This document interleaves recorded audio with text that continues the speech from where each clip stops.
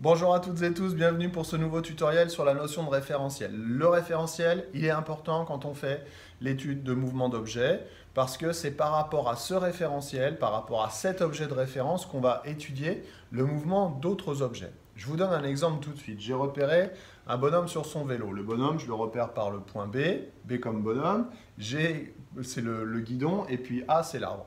Si le vélo se déplace en direction de l'arbre, on va pouvoir dire que B est en mouvement par rapport à l'arbre.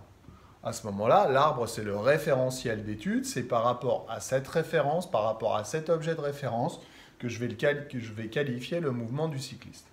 Mais, a priori, j'espère pour lui en tout cas, le cycliste va à la même vitesse que son vélo. Donc on va pouvoir dire que B est immobile par rapport au vélo.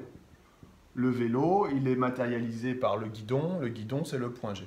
Donc on voit bien que le référentiel a une importance parce que selon le référentiel qu'on choisit, on ne va pas avoir le même mouvement. Le bonhomme, il va être en mouvement par rapport à l'arbre, mais il ne va pas être en mouvement par rapport au vélo. Donc il faut faire très attention et il faut bien préciser le référentiel d'étude, le référentiel dans lequel on va travailler.